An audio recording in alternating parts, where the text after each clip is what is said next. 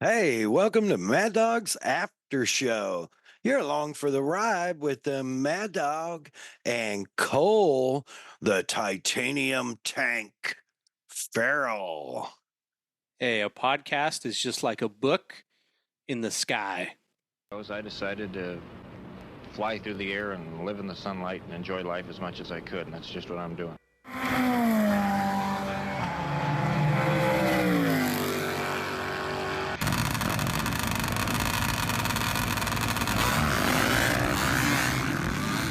Okay, it's happening.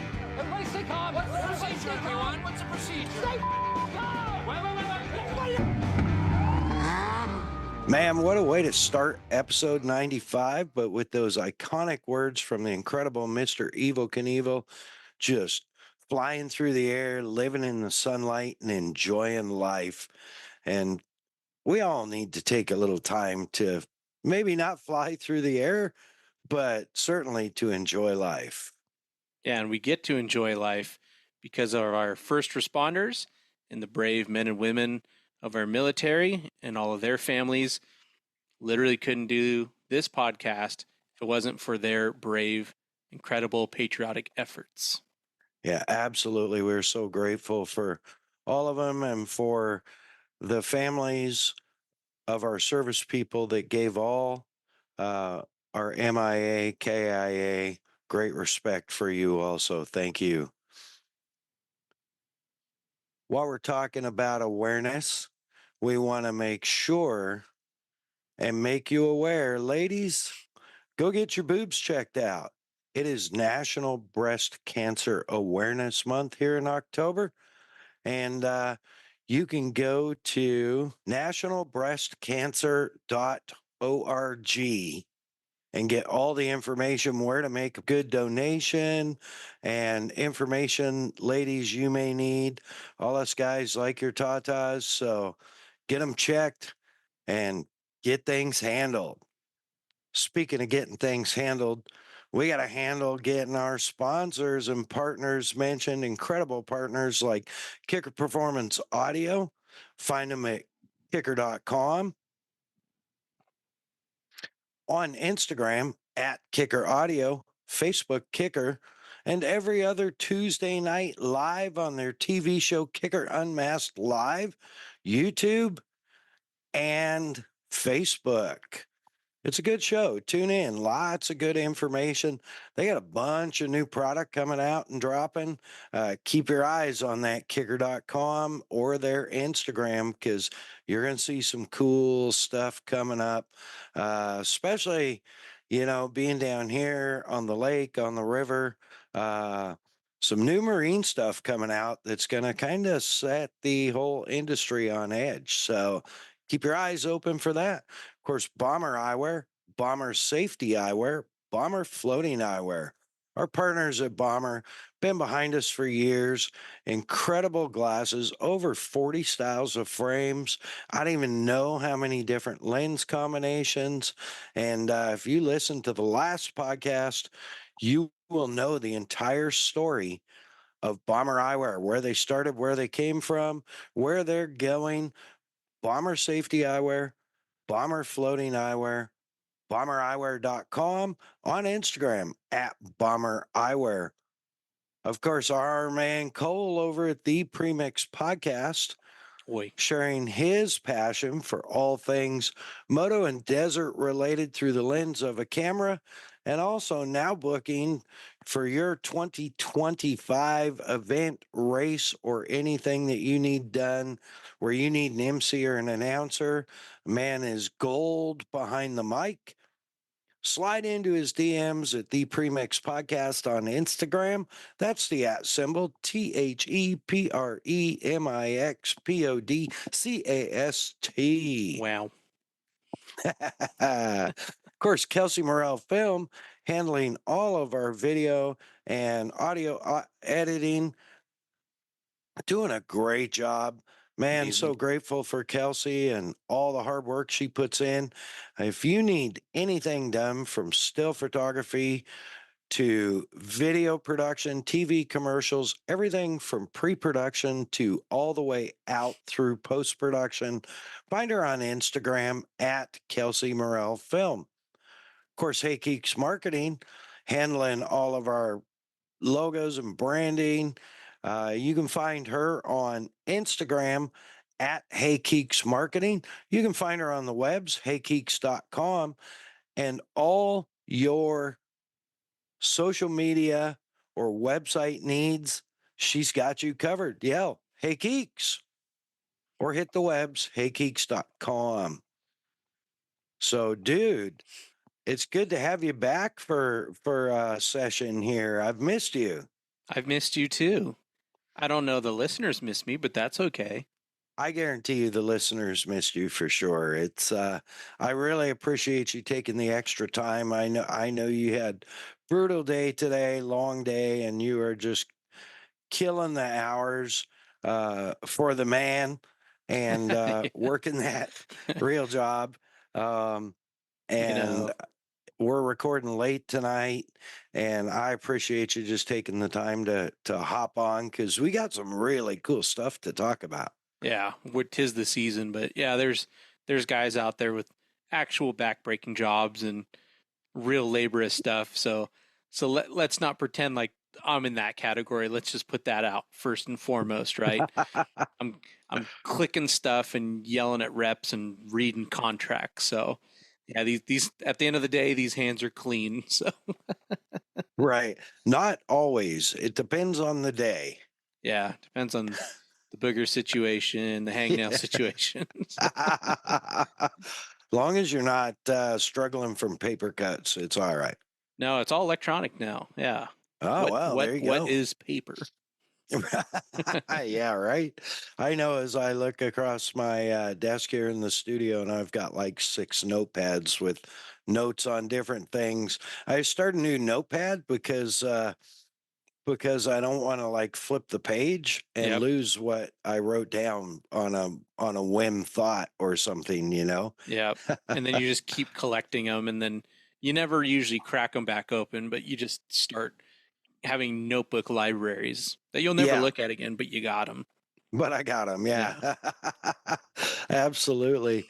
Man, I've been like, I was home for a week. I was in Tampa for a week for the International Boat Builders Expo, where we teased and actually showed off some new product. I was there with Team Kicker and showed off some of the new product coming out that will be officially released at SEMA. And for those super astute watchers,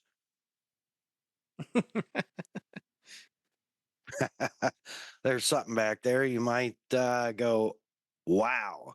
But yeah, there's some really cool stuff coming. And, we're getting ready for SEMA. And I got tasked with upgrading the Podfather's Kawasaki KRX 4-seat custom build, properly named Electra. Yes. Yeah, she's a beauty. Yeah, I like it. That car rips too with the supercharger. It runs good, let me tell you.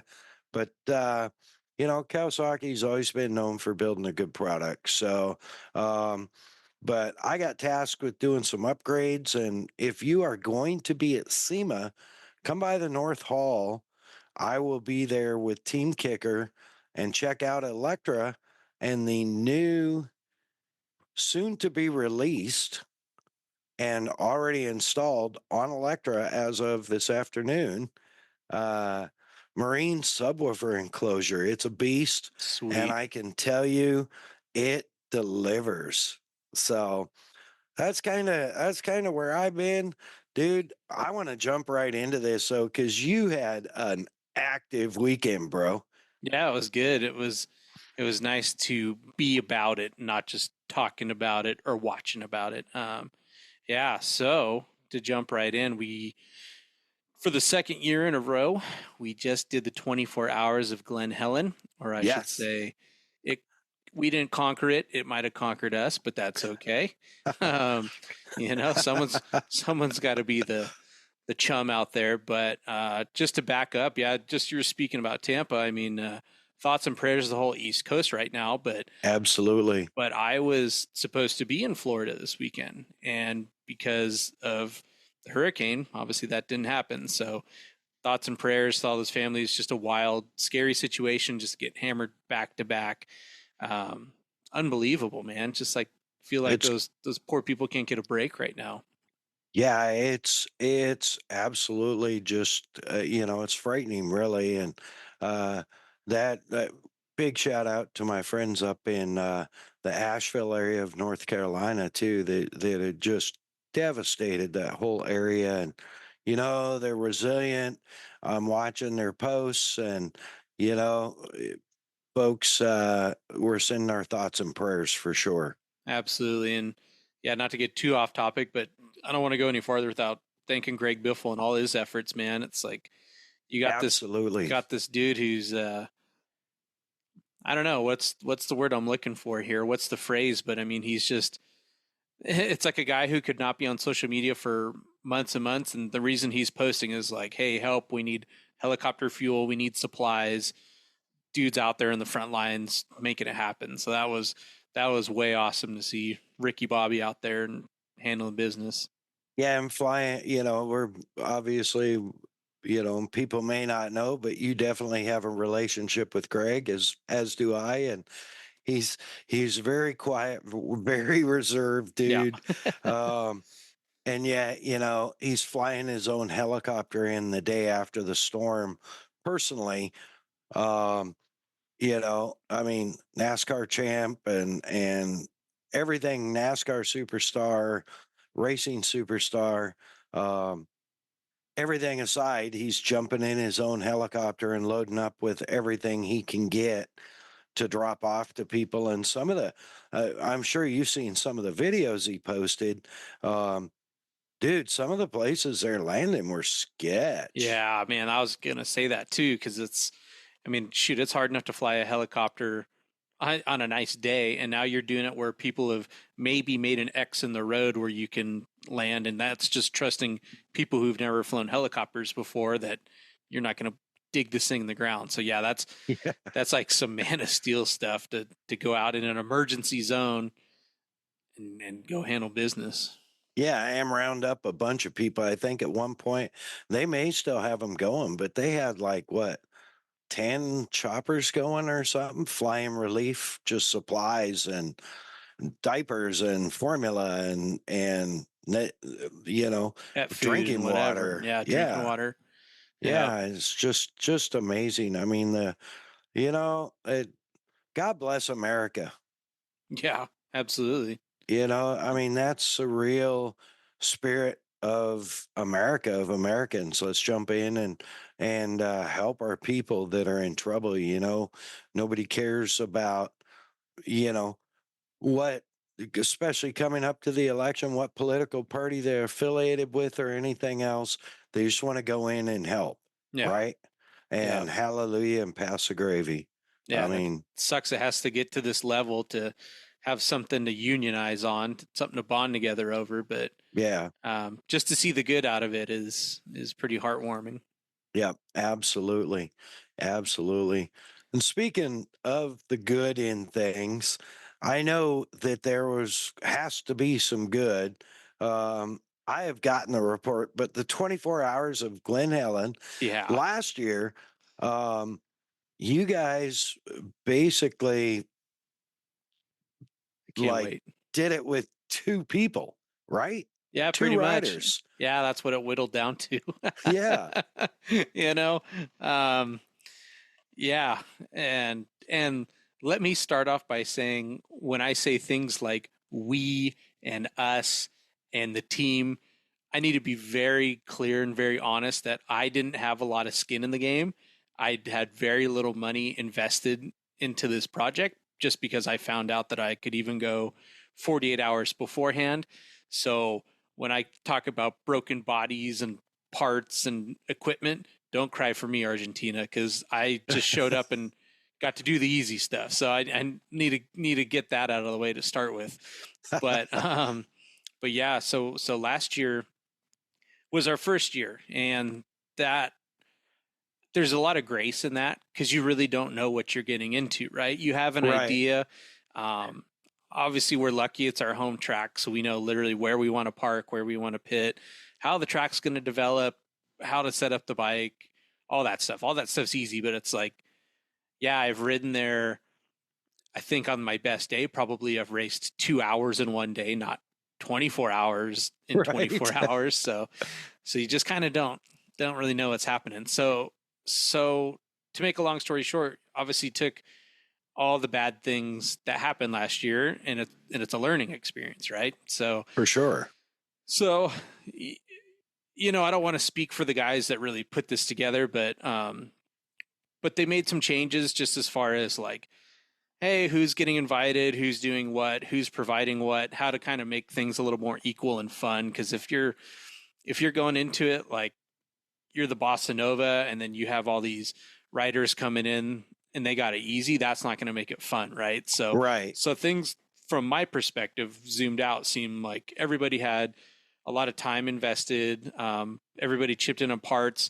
One of the guys even got a fuel sponsorship on board, which saved like $500-600 this year, which is like, which is crazy to think $600 of fuel at a motocross race. But by the time you get the trucks and the trailers and the generators to run the lights and all the premix oil and stuff, I mean, it all got used, you know, which is, and you run a bike for 24 hours.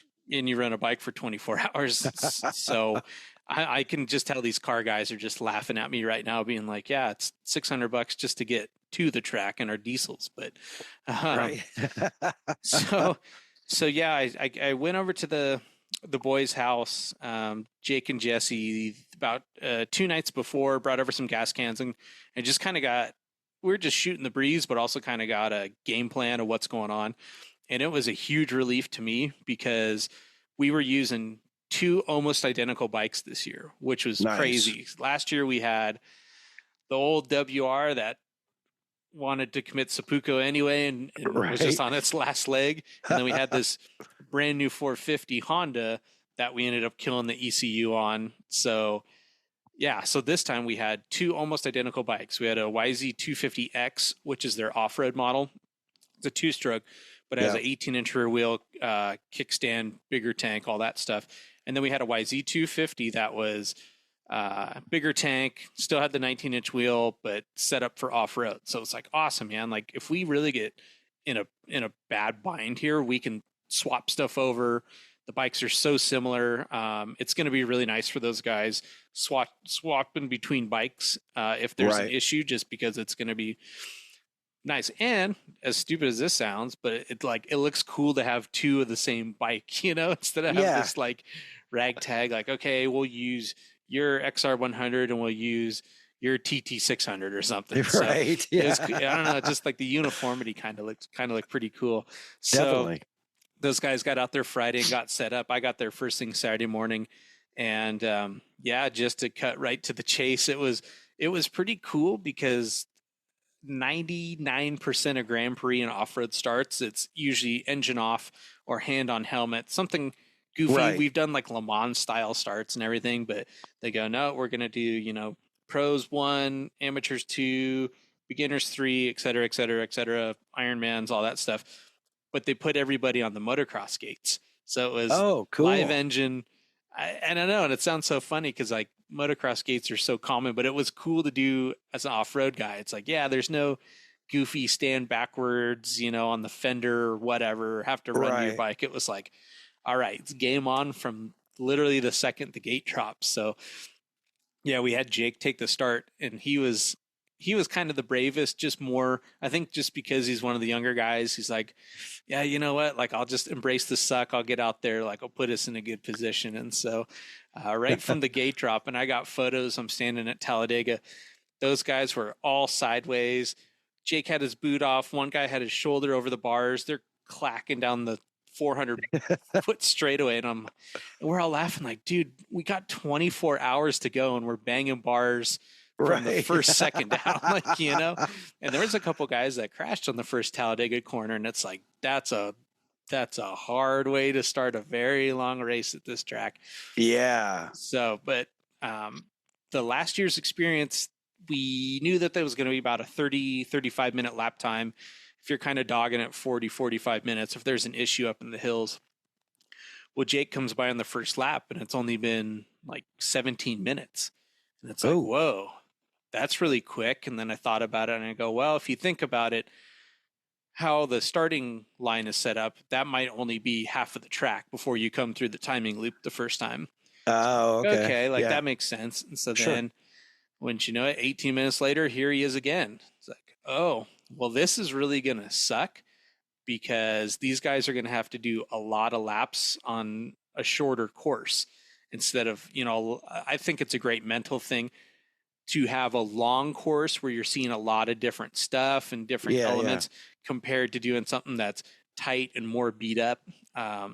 So it's like, well, that kind of changes the strategy, and there's a little bit of safety in it, and the fact that if you have an issue or somebody's tired or somebody's hurt, it's going to be 20 minutes to come back, not 40 minutes to come back to the pits. Right. And just for the listeners at home, how it's set up is you can use on anything but pro class, you can have up to 6 riders, which sounds crazy until you're doing 24 hours, but you can have up to 6 riders and 2 bikes. One bike has to stay in the impound at all times, which is on the start line, and that's for every team. So that means if you break one bike, you can't just grab the other one and then throw the first one in the pits and work on it. It's like, nope, there's one active bike on the track at all times, and the other one cannot be touched. So it's kind of a fun sporty rule, but it's definitely something you really do have to think about. So we had the YZ250X kind of set up as our daytime bike. And then we said, okay, when we got about half hour to sundown, we're going to grab the other 250. So everything was going to plan. Everybody was in a good mood. Everybody was riding well. And last year, I'm sorry I keep referencing last year, but there's so many parallels. Last year, we had an issue right at sundown to where we had to grab the backup bike, and then we had to take all the light equipment, ride the bike in the dark for about a half a lap to get the other bike, and then set up this one with the new light system. So we didn't necessarily have that issue right at sundown, but we had a guy go out, and we're like, okay, he's been gone a while, but it was his first lap of the day, and it's nighttime, and it's like, okay, well, this is kind of, I don't know, worrying, strange, but not a lot of us had seen this guy ride before, and we're like, hey, man, maybe he's just an anchor, maybe he's a turtle and is just enjoying it. No big deal. We just need the bike to just keep moving forward. Like, keep going. We're not in the pro class. No big deal as long as he's safe. And so his one buddy who really knows him well is the one who owns the 250X, the daytime bike. And he's like, man, let me just see if he's called me or anything. And he had like 15 missed calls, like 30 missed texts from this rider. And it's like, dude, what's up? What's up? And he goes, I don't know, man. Like the chain's gone. Like I'm good, but like, and he goes, well, anyway, I'll run back to you. It's just like, okay. So luckily he was in a spot where over a half hour, he was able to physically push the bike back to our pits. Wow. But it sucked because he's not able to go through the timing loop. So it's kind of like we lost a whole lap there to begin with. Right. Let alone the fact that now we got to work on this thing. So wait, how did you, before you get into that part, how did you plan who was riding when? Like, how long did the guys, what was the plan for that? Because you started in the morning, didn't you? Yeah. So the race is 10 a.m. to 10 a.m. Okay. And so what's funny is because you're a racer, right? And you really do get scramble brain like on race day, which is nice that I'm not on the bike. And I think I can think a little bit more clearly, but our initial objective is like, okay, we'll have each guy go 2 laps. We'll do 2. And if we'll have the next guy ready in case there's an issue, if you have to come off after 1. So the plan is to do 2, but we'll be ready for 1. And then some guys were like, okay, Well, what if I feel good and I want to do 3 or 4? Well, it's noon, it's 2 o'clock, and we have 18 more hours of this. So if you're Right. fresh, yeah, cool. I want you off the bike. I don't want you riding till you're burnt out, because then you're no good to me if we have an issue really quickly, you know? Yeah. Because just like anybody else, they're ready to ride or race 1 or 2 motos a day. You know, this is all new territory for a lot of people. Yeah, so good point. That was our plan. The plan was 2 laps for everybody, and we'll just go through the rotation. So we'll try to keep the same batter lineup, you know. So yeah, so we had swapped to the night bike before this. No, I'm sorry. Right before then we had the chain just like fly off, and it just completely bound itself up in the countershaft sprocket. Oh, So no. luckily the chain had come off the back wheel, so the back wheel was still spinning freely. Otherwise, Right. Ooh, yeah. who only knows like what would happen. And I never saw a bike get recovered. I didn't see them run around on UTVs, anything like that. And to be fair, for those who don't know Glen Helen, it's a motocross track with tons of miles of trails, but it's in between 2 canyons. And in Yeah. those canyons are really small canyons and waterfalls and really tight woodsy stuff. So if a bike breaks down out there, you might not be able to get it to the next day or after the race is over. Who knows? So the fact that this thing happened, the high speed section kind of leaving the truck course, that was like huge blessing number 1 that happened for that day. So we get the bike in, and it's like, okay, what do we do? Do we put a different wheel on this bike? What do we do? And it was like, no, I think what we have to do is we will put a new rear wheel on this thing, and then we will pull the lights off of it. We'll use a helmet light, go grab the first bike again. We'll put this beautiful light rig that one of the riders had just built over the weeks leading up to it.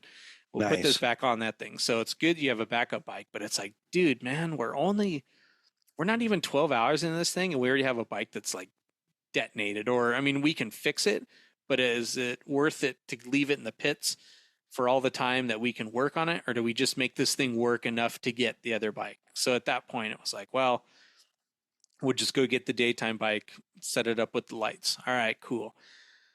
So no drama for quite a while after that. And next thing you know, the bike comes in, and we're like, whoa. We're like, are the lights gone? Like, what's up with this? And then it gets closer, and it's got 1 light instead of 2 Baja XL80 squadrons, and it's facing up in the Uh-oh. sky. It's like, Uh-oh. Yeah. So what happened? I don't know, man. One of the lights shook off. I couldn't find it. I don't know what happened. All right. So we'd rigged this thing to make it work, but it just sucks. Okay, now we're down to a headlight, and all the Right. guys are wearing helmet lights, which is like the new thing you have to do. It's like the new standard.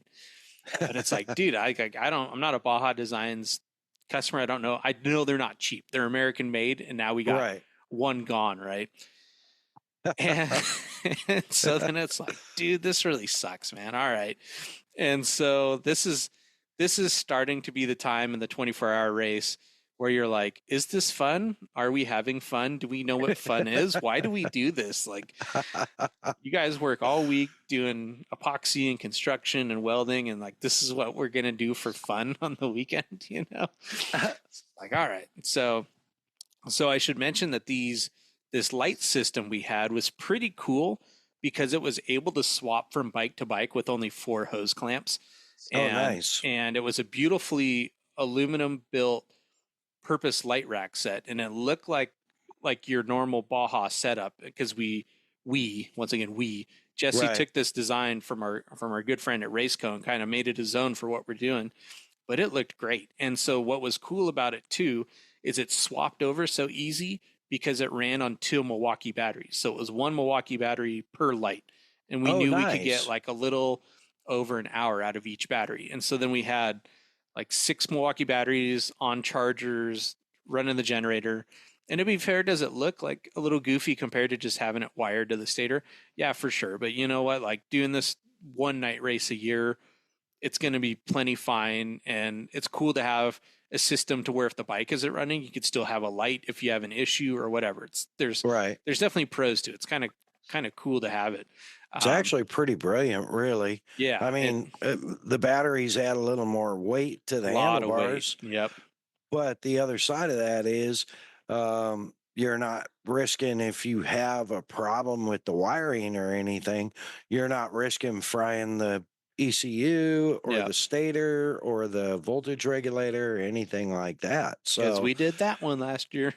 yeah, I mean, it's pretty smart. Yeah. So, I mean, it's and it changed really fast. I mean, it just used just like you would change it on your accessory. You just pull the battery off with the two little clips, and then it just clicks in right to its little home. So it was, Jesse was genius in how he designed this thing. And so okay, now we got one light, but all the riders have a helmet light. Okay, great. So things are going okay. Everybody's running. The slowest lap we had, not including issues or crashes or tip overs or helping kids off the track, whatever. Because there are some times in canyons it's just worth it to stop the bike and help get the kids off the track, make sure they're okay. You know, it's a long race. We're not going to win the overall anyway, whatever. So fastest lap we saw was about 18 minutes. Longest we saw was about 25. So later on in the night, it's about midnight now. Next thing you know, it's like, is that our bike coming down pit road? No. Oh, look at that dude. He doesn't even have any headlights. Oh, wait, that's our dude. Uh-oh. So our guy comes in and he and just because he's like so over at this point, just does like a cool nose wheelie in our pits, and he's like, dude, the light rack fell off. It's somewhere in the back straightaway. I don't know. And now we've lost 2 Milwaukee batteries, which are like $220 a pop, right? And the light rack system, we lost one of these Baja XL80s, and it's like now the whole light rack's gone. And this is the kind of the first time where you're like, this might be the race, you know, like this might, because we're not going to be able to go 12 hours. Well, at least 6.5 more hours just on helmet lights. I just don't think it's feasible, and I kind of think that everybody would probably be over it at that point if you just had your helmet light. And so I yelled at the guy, Nate, and I'm like, well, where is it? And he goes, well, I think it's on the back straightaway. Now, keep in mind, this is a track that's got 100 straightaways and 90 million turns. And it's like, what the hell is the back straightaway? But he kind of pointed in a general direction. I go, okay, I'll go look. So I had my super dorky Craftsman hat light on, or whatever, headlamp light on. Headlamp, yeah. And some other friend of a friend who is a stranger to me, he's like, all right, dude, let's go look. I'm like, all right, cool. So we run out there, and it was kind of scary because bikes are like whizzing by on this high speed 5th gear straightaway. And I'm like looking for this light. And I'm like, I see it. And so I ran out when it was clear. I ran out on the track and I grabbed the thing, and it was like my trophy, you know? So I came back, and it still had one light on it, but both batteries just gone. Like, who knows where those things were. Yeah. And once again, the royal we, but it's like, not my money, but I'm like, dude, we're down $500 in batteries, like, and at least $100 in a Baja Designs light. So I get this thing back, and we had hose clamps for it and everything. So we got it back on the bike. And I say this kind of jokingly, but everybody's like, yeah, cool, we're still in it, this is exciting. But there's also that moment of like, damn it, we still got to keep doing this thing. Like, it's like, we almost had an out, you know, we could have been home by 2 a.m. if we left right now or whatever. So at that point, everybody was pretty tired. All the riders were pretty spent. We had one guy that was his first big race like this, and real tall dude. He's well over 6 feet tall, and this one bike had a lowering link on it. And so he completely bottomed out the rear suspension, went over the bars, and got a concussion. So he was out. Oh, no. So now we started with 5 riders. Now we're down to 4. One of the guys, Luke, really nice guy. He's kind of like Supercross, media royalty, does photos and stuff like that. But he's a motocross guy. And so he had a great attitude, but he's just like, dude, I'm spent. Like, I can't keep doing this high speed to wood stuff. Like, it's just not what I do. Cool, man, no problem. So We go, hey, go lay down. If you feel better, please jump back on the bike. But if you're not feeling good, hey, you paid your money, paid your dues like everybody else, like we'll figure it out. Yeah. So essentially we're down to 3 riders. And so everybody but Jake, as far as riders had gone to bed at about 1 o'clock at this point. And so he starts like finding his second wind, and he's doing real good.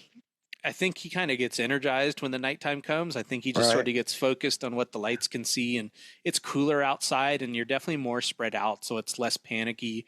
You know, the pros aren't chasing you through the canyons as bad. And so, his dad had shown up at that point. And so I was like, okay, well, it's 1:30 now. I'm like, I'm going to sleep for an hour. And everybody's like, cool, go do it. Cause I had been pit bossing since 10 a.m. that morning. And I'm like, I kind of want to just take like a little cat nap, just kind of like get my bearings straight. And I'd done it last year. And so I think I was kind of ingrained to me, like, just hang on till you get that little nap, dude. And then you'll be fine. You know, you'll feel good. Yeah. and so then I'd lay in the front seat of my Ranger, and I'm there for maybe like 30, 40 seconds. And it's just loud. All the bikes going by it. And I go, there's no way I'm going to. And then I woke up an hour later when my alarm went off, and I'm like, all right, cool. It's 2:30 in the morning. Like, let's go, dude. Like, second half of the race. Okay, I can do this.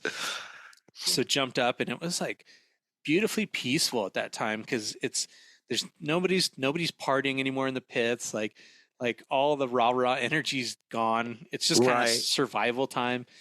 Nice thing is, wasn't a bunch of wind like there was last year, and so we had a little campfire going, like a little teeny tiny campfire, and it was just enough to like keep spirits up. And so just real peaceful, and nice. And Jake and Nate were putting in great lap times. They were still sticking with like 20 to 22 minutes at night. The track's totally beat up. Egos are bruised, bodies are hurt, and everybody's already locked up. So it was really like a very calm, peaceful time. It was exciting that these guys are doing so good. So fast forward, not very eventful until about 4 o'clock in the morning, when Jake jumped back on the bike. And once again, so now everybody's once again in bed except for me, his dad, and Jake. So he goes out there and he's like, well, this happened last year too. And he goes, well, I'm just gonna go out, and I'm just gonna go until I don't want to go anymore. And it's like, all right, cool, don't hurt yourself. We'll be here if you need anything, but other than that, like, just go have fun. So he just found this third wind of, I'm here, I'm riding, it's awesome weather out, let's just go do it, you know. And it's like 4:30 in the morning or something. Yeah, it's like about a little after 4 in the morning. So it's like, good all right, cool, Lord, man, like, you know, cool, just go do your thing, you know, just don't hurt yourself, we'll be here. And so the sun starts coming up right about 6:30. It's really late at this time of year, you know, before our clocks change. And so he comes in, and we flagged him down like there was a problem with the bike or something. I'm like, hey, stop, pit. And he's like, what's up? Like, oh, dude, just get off the bike. Okay, we sit him in a chair. Like, what's up? No, man, you're just done. Like, we're calling it for you. Like, you put in such a long charge, you know, you're good. You've done your thing, you know. So he's like, all right. And so I got a good picture of him. He's laying in the chair, the sun's coming up, and he's kind of like in the fetal position. Like, he wanted to keep going, but once you get off the bike, you know, it's like totally different, right? Your adrenaline's just gone, like whatever, like your muscles start locking up again and everything. So we're yelling at his brother, who's in the van right there, who's been sleeping, and he's been sleeping for, I mean, bare minimum 3 hours, which is fine. I'm not the one riding, but like he's got some rest. We're yelling, Jesse, get on the bike, Jesse, and we're just getting no sign of life. He's just, nope, like, I don't care what you guys do. Like, I'm not moving, I'm not raising my eyebrow, I'm not doing nothing. Like, he's like, I rode all day, you know. And it's like, Jesse, get on. And his dad starts going, and the dad, all right, come on, bud, let's go, let's get on the bike, come on. Nothing, just lifeless. Jake's in the chair, Jesse's in his van with the doors open. Our other riders are kind of across the creek in our cold pit area, sleeping in the trailers and sleeping in their trucks and stuff. So we have the bike on the stand. So me and his dad, Doug, are just kind of sitting there, and it's like we're just kind of laughing. Sun's coming up. We're getting a little silly, and we just had our first coffee of the day, you know. And some guy comes by, and he sees the bike on the stand, and he's like, oh, man, what's wrong with the bike? And I start cracking up. I go, bike's fine. We just don't have anybody to ride it right now, And he laughed at that. And then a few minutes later, these other two guys come walking up, and they look like they haven't ridden a motorcycle in 40 years. And I go, hey, do you want to ride the bike? And they go, no, we're having the same problem. No, all of our guys are like done right now. And it's like, come on, man, it's the last 4 hours, like we got to do something here. And so Jake is sitting in his chair, and he goes, okay, I got a plan. Because it hurts to see the bike sitting there so long after doing such good laps all night, and it's like, you could almost probably hear the clock tick. We're on hour 20 of 24, and it's like, come on, man. Like, we just need to keep moving the thing forward. Just move forward. So he runs back to our buddy Nate, and he goes in the trailer, and Jake goes, oh, I got a plan. And so I wasn't standing there, but he goes, Nate, you got to get on the bike right now. I just got second place. We just passed second place, and we got to keep the bike there because we've been third for like 10 hours. I just got it. You can't lose it. And he wakes up like a vampire, doesn't even use his hands or anything. And he's got the total T-Rex arms, and he makes this howling sound. Goes, ah! He goes, I can't move my hands. Jake's like, all right, well, you're done too. So closes the closet door, or closes the trailer door. And Jake comes back just cracking up. Now it's 6:40 in the morning, and he's like, dude, I try to get him up, and he's full like carpal tunnel, like grandma vampire, can't move. He's got the T-Rex arms, all this stuff. And I go, I don't care. We'll tape his hands to the bar. Just like, do something, Just get the bike moving. Just come on, somebody move this thing forward, and their dad's sitting there in flip-flops, and he's kind of like, oh, I might grab someone's helmet. Like, you never seen a man ride in flip-flops so fast. And it's like, yeah, whatever you want, dude. If you want to ride it, go for it. So the next thing you know, it's like a hero movie. Coming across from our cold pit, we just see Nate coming out of the trailer, and he's got his helmet in his hand. He's like, I'm coming. And we're like, yeah, Nate, let's do this. So once he got on the bike, he was totally fine, just totally unlocked, but just had to get moving, and right. I think your adrenaline and your safety like systems, just blood flowing and everything. Because if you were to sit there all day, of course you'd be locked up, And so he got out there, and he put in like 2 or 3 good laps. And so then what was funny, we had like 3 hours to go, and Jake gets all excited, and he's like, dude, think about it. If he does 2 more laps, and I do 2 more laps, and Jesse does 2 more laps, that's the finish. I was like, no, that would be like halfway to the finish. Right. I'm like, you guys have to do 2 more laps 2 more times. And that's the point where you're like, no, like math sucks. Time's so stupid. Like, damn it, dude. Like, you're looking for any excuse. Okay, if we do 1 slow lap and then, cross the finish line here. And it's like, okay, so those guys do all do their rotations, and then it becomes sort of like a polite argument of like, well, who's going to take this thing over the line? It's like, I will. No, well, maybe I'll bring it to the finish. It's like, well, everybody wants the glory, of course, like, sure, yeah. Who wouldn't? Like, I'm not even talking trash on that. Like, yeah, of course. Like, that's got to feel awesome to finish this thing off. Yeah.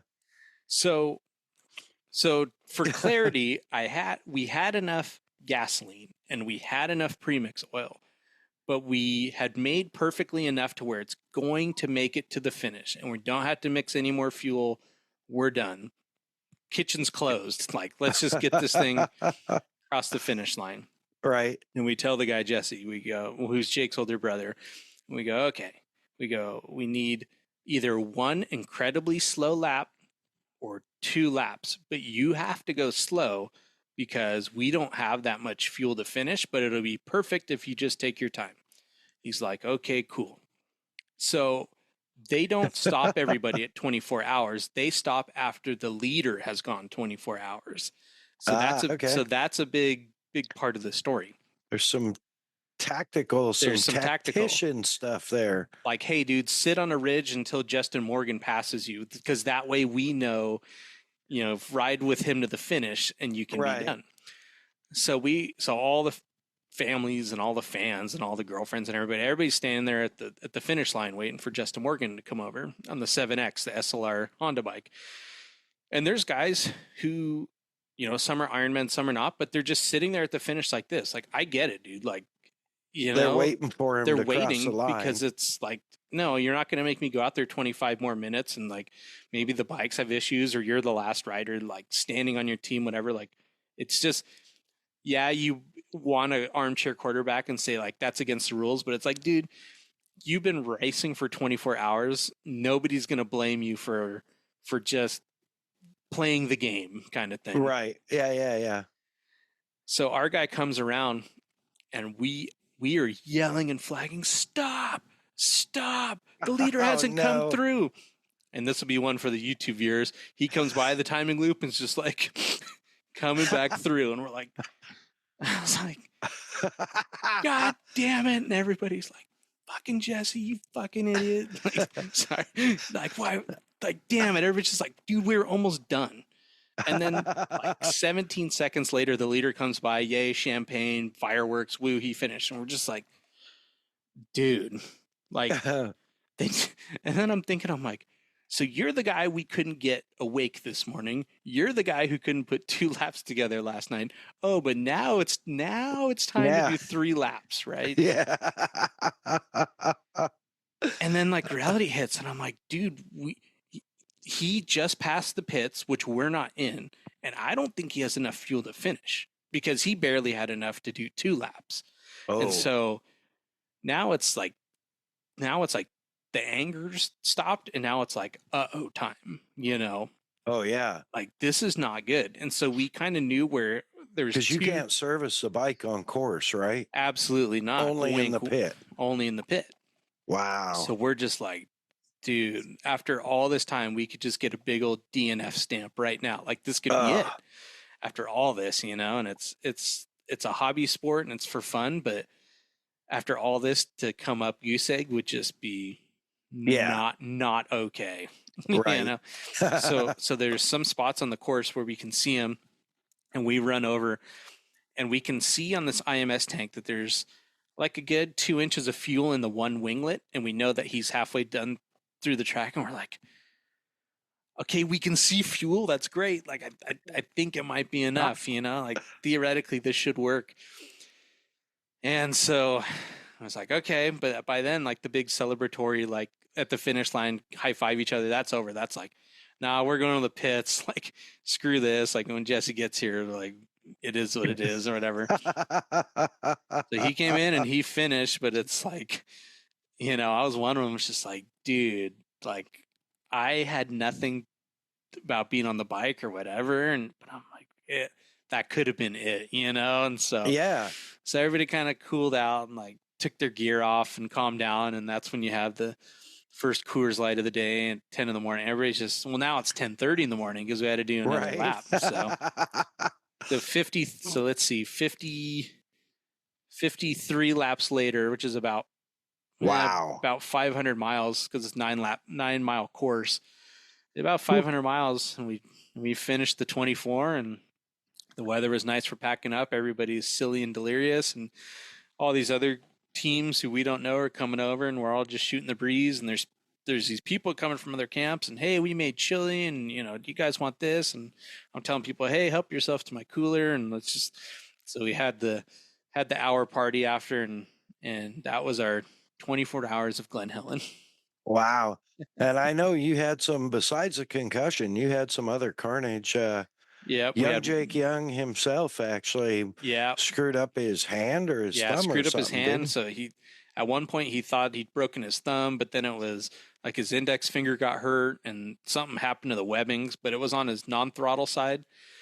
So it's kind of when we were icing it when he wasn't riding, but it was still scary. It's like, you know, if you take your glove off, that might not be going back on, you know, kind of thing. And had a concussion, and then somebody else got ran over in a corner and got their hip ran over, and and one guy was recovering from a broken rib, and so trying not to hurt that worse and all this stuff. So it's dang. I think if there's a lesson for me next year, it's that even though 6 riders sounds silly, you're not going to finish with 6 riders. So we might as well, if we're going to do this next year, and that's a big if. I think we start with the max potential, even if one guy never plans to even be on the bike, maybe just have somebody fresh just in case. But Yeah, it was an adventure, and the funniest way I could wrap it up. I was talking to my dad on the phone today. It's you get off the bike and you're like, this is dumb. Glad we finished. Why did we do it? Right. Then you're home. Monday you wake up and you're the sorest you've ever been in your life. Everybody's tired. Spent all this money, and now all your bikes and shit are broken, and one guy's got a broken brand new helmet, and all your stuff's torn up, and it's like, was that fun? Not really. Was it gratifying? Was it? Yeah, definitely was. It's a good challenge to see what your mental and physical capacity is. Should we do it again? Like, I don't know. It's a lot of money, and you end up with 2 broken motorcycles. And then fast forward to the next day, and it's like, all right, well, here's the plan for next year. Yeah. It's funny how that works. I've been in that situation myself, and not a 24-hour race ever, but other races where um, maybe things didn't go as planned, and you're like just ready to scrap everything Yep. until the next day you're like, man, it could have been worse. And then the next day you're like, okay, I got to get ready for this weekend. It's like, Right? do we chase the championship next year and do the 610 and the 24? So it's Yeah, well, I think you should. yeah. I'm down. If you boys are listening, let's do it. I hope they do, because this, I mean, what a goodie. And the just to be able to do it, but then what a great job you did, like keeping all the tactical stuff figured out, of as a tactician slash crew chief, keeping the bike together. um did you get the second bike back to rideable? No, I, never did. Yeah, it was just parked the rest of the day. so how did you get it to impound at the start gate? Did you push it? No, so I was able to put another wheel on it to get it Okay. to get to impound to get the first bike back. And Ah, that's what sucks, because that's what happened the first year is, and this literally happened almost word for word. You ride the one bike and you go, okay, it's good. Then you jump on the second bike and you go, oh, this one does this better. This feels nice. It feels like it's right. a fresh bike. Then the second bike breaks and you have to go back to the first one, and then you have to sell it back to yourself. You're like, no, this one's good. It rode good all day, So Right, it's got a right. bigger flywheel. So then you got to sell yourself on the positives again. That's gnarly. Yeah. But seriously, what a great job. And how many did you get, like top 10 at all? How do you Man, well, know? in our class we got third out of 4 in our class, Oh, and congratulations. thank you. The nice thing about That's that a was podium, that dude. what made it so fun was that second place was, I think at the most they were 3 laps up, and then there was times where we were really close to getting our lap back. So it wasn't like they were gone. First place was gone. That's fine. They're sandbagging the class anyway. Who cares? But Right. second place was our guys to be like, oh, and it was exciting for them too, because it was like, we're on your Sure. tail, man. To have something to chase. Yeah, So yeah, quickly I'll see if I can quickly find what we did overall. But yeah, it was just nice to have people to battle with, and it's such a long race. You definitely don't you don't make enemies or anything like that, yeah. So Right. looks like we got 49th out of 78 teams. Not so bad. Not Mid 79th, so that's cool. Hey, mid pack for having to, like, take basically an hour and a half off in the middle of the night Yeah. and lose the entire lap plus with mechanical and getting that corrected. Oh, and That's not I too left out bad. one great part, so I won't name who because it's not the point. But we're I looking liked at it. I like where we're the lap going. times, and we're like, whoa, like we didn't get scored on a lap. Like, what the hell's going on? So we asked the guy, we're like, hey man, what happened? And he goes, what do you mean? It's like, how come the transponder didn't pick it up? Was there any issue? Like, what's up? And it's like, kind of paraphrasing, but he's like, well, I never really saw like a finish line or anything. It's like, what do you mean you didn't? It's like, it's right there. Oh no. So it's like, well, what happened? Because then the track, it's at the very end. We're talking the last 200 feet. You got to under, you go over it, you escargot, you go under the tunnel, and it's the Right. finish line. So instead of going over and making a right, he goes over, sees the impound and all this stuff, and he's like, well, the pits are over here. So he hangs a left. So he did 99.9% of the course, but just missed the finish line. Oh, And so no. that put us a lap down as well, too. So yeah. so then there's a lot of this like, oh man, if we didn't have the chain go, if we didn't do this, it was like, oh, we might have had second. So I think that's that little thing that just keeps you like, next year we'll go get it. So Yeah, for sure. And I'll say plan an extra 6 gallons of mixed premix, yeah. just in case.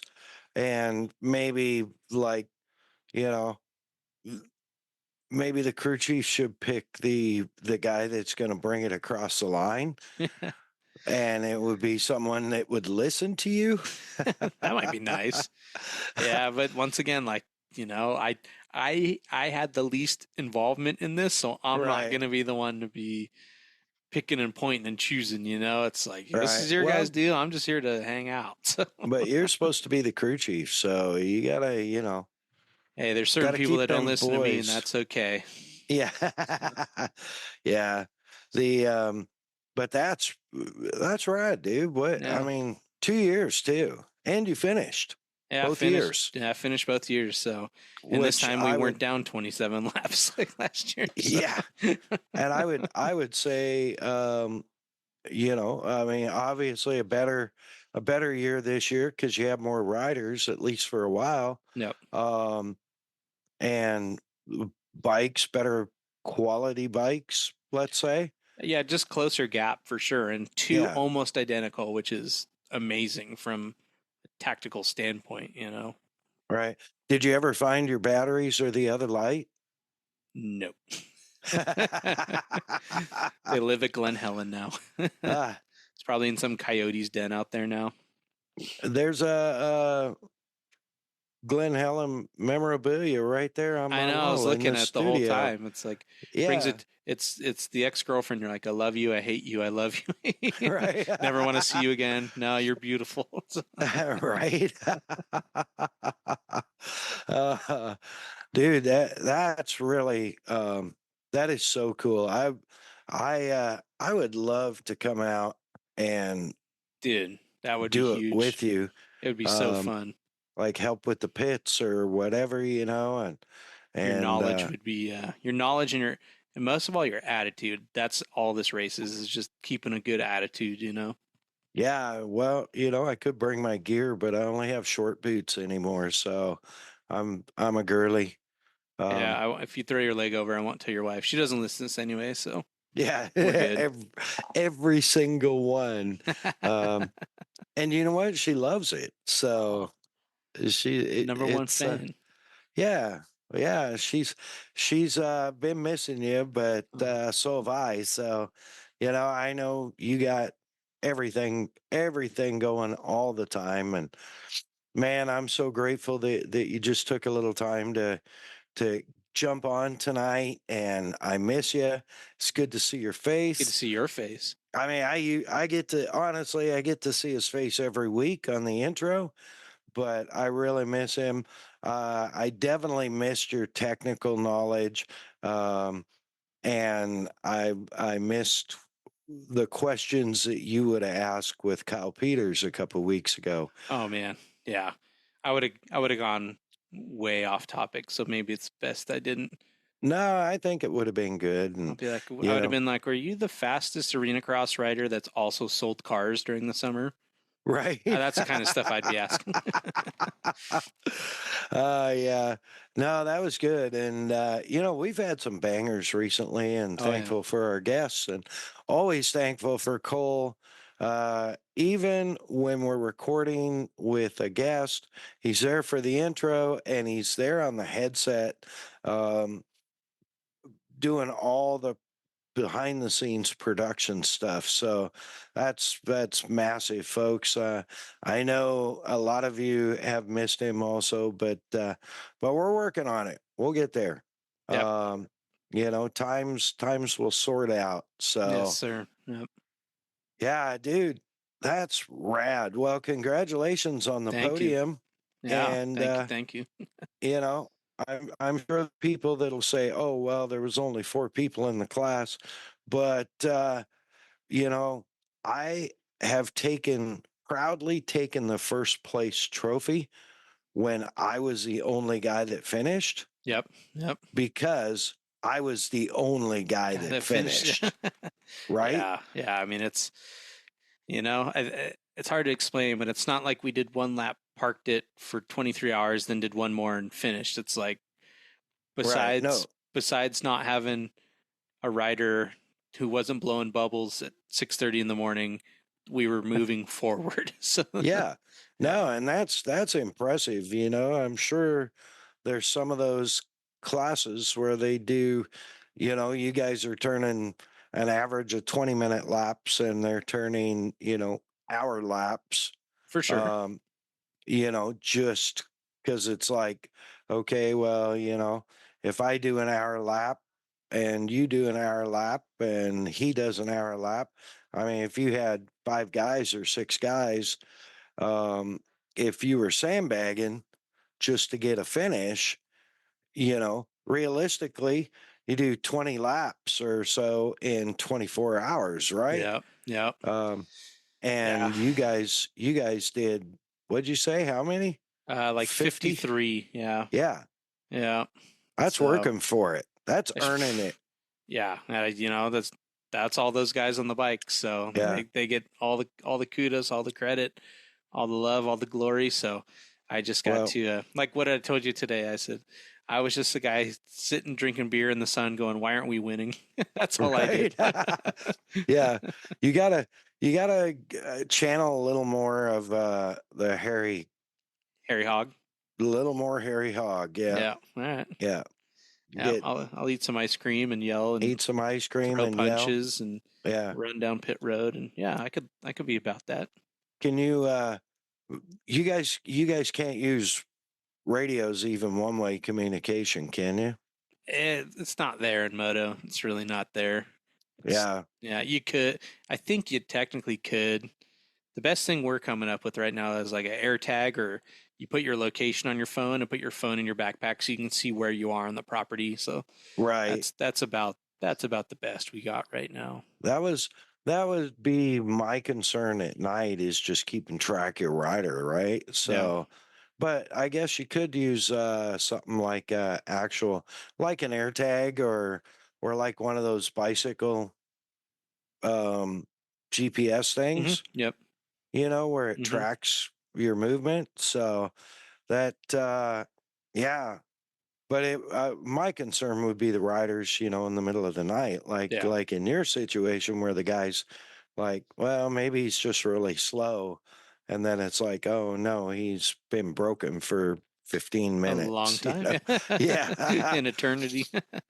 yeah. Yeah. In the night, um, on a track like that, even if you were broke down for 15 minutes, it would seem like an eternity. Oh no, it was. Yeah. I mean, shoot, Yeah, you from know, both sides. I mean, we're talking normally like a minute pit stop is uncomfortably long, and now it's like the Right. bike's sitting, and then fast forward, the bike's sitting on a stand for 20 minutes. What's wrong? No, everything's good. We just need somebody to ride it.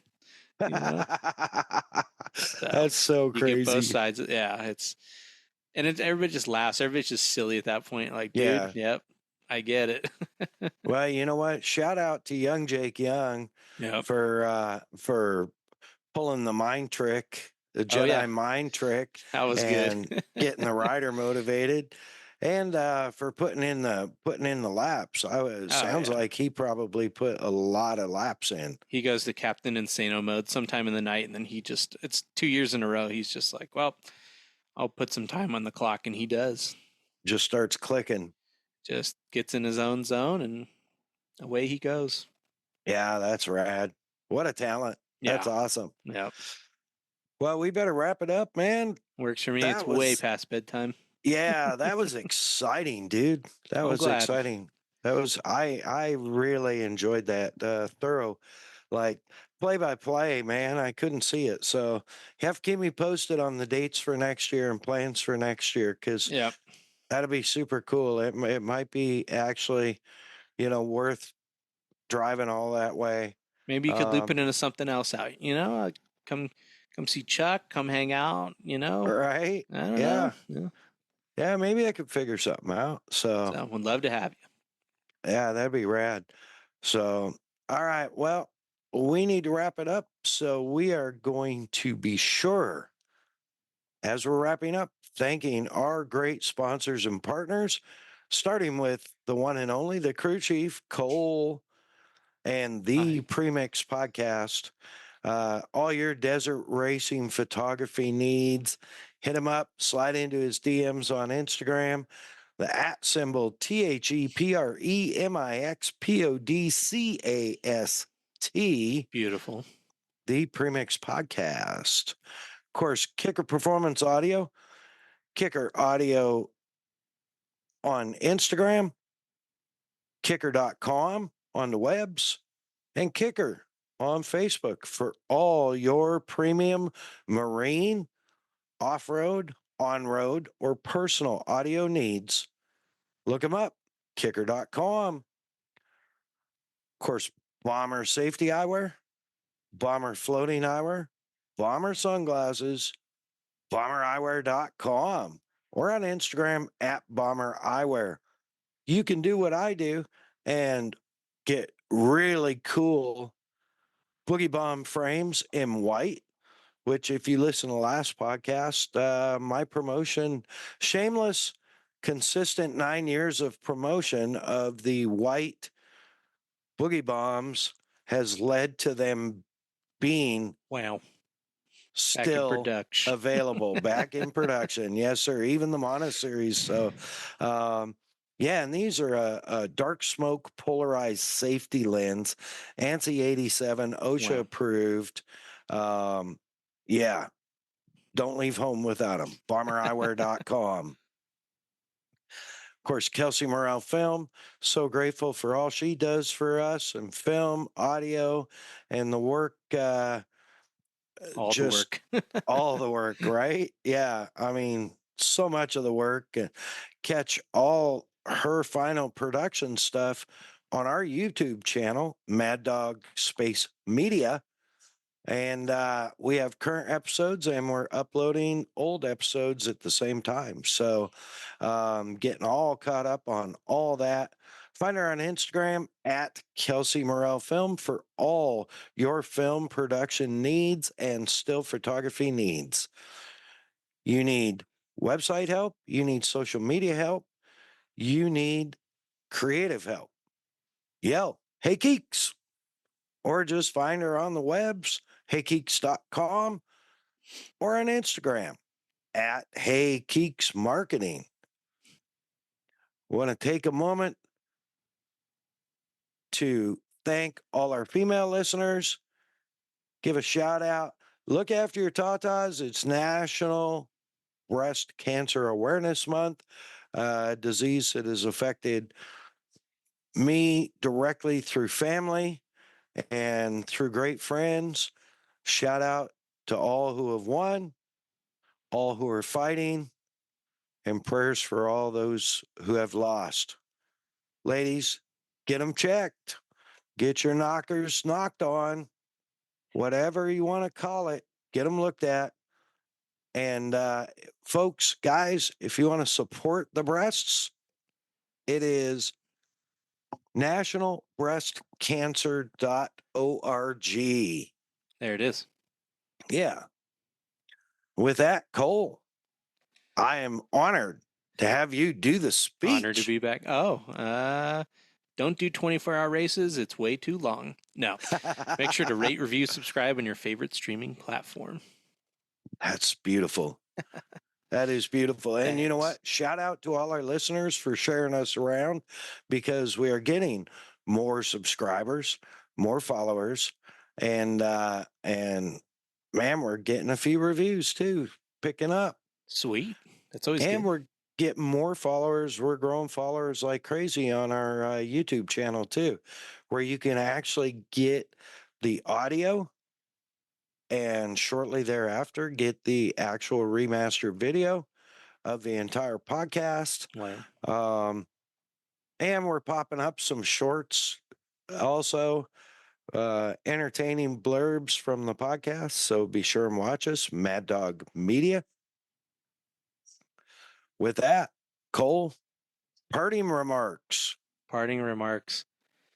It's late, but it's not that late, but it's later than I want to be up. So bye. I love it. You know what? I'm right there with you. Perfect. God bless America. God bless our troops. God bless our first responders. God bless all those suffering and fighting breast cancer. God bless this podcast. Mad Dog out.